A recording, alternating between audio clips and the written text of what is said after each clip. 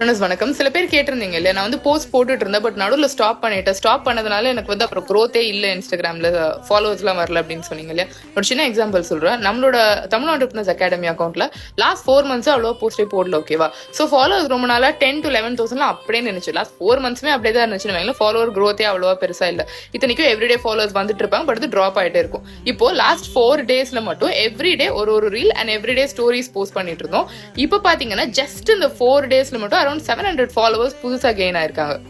So யோசிச்சு பாருங்க, just 4 daysல மட்டுமே 700 ஃபாலோவர்ஸ் கன்சிஸ்டண்டா போட்டதுனால. ஸோ இதுல இருந்து நான் உங்களுக்கு சொல்ல வரது என்ன அப்படின்னா, இன்ஸ்டாகிராம் வந்து 2 விஷயம் ரொம்ப அப்ரிஷியேட் பண்ணுவாங்க. ஒன்னு வந்து எவ்வளோ ஃப்ரீக்வெண்டா நீங்க கண்டென்ட் போஸ்ட் பண்றீங்க அப்படின்னு. ரீசெண்டா வந்த கண்டென்ட் தான் மேல வரும், நம்பர் 1. நம்பர் 2 வந்து உங்க கன்சிஸ்டன்சி. எவ்வளவு நீங்க வந்து ஸ்டோரிஸ் ரீல்ஸ்னு போட்டு இன்ஸ்டாகிராம்ல எவ்வளவு குயிக்கா உங்களோட கஸ்டமர் டிஎம்ஸ்க்குலாம் ரிப்ளை பண்றீங்க அப்படின்னு. இதை மட்டும் பண்ணுங்க, உங்களோட அக்கௌண்ட் ஷார்ட்டான டைம்ல அதிகமா எந்த அளவுக்கு க்ரோ ஆகுதுன்னு பாருங்க.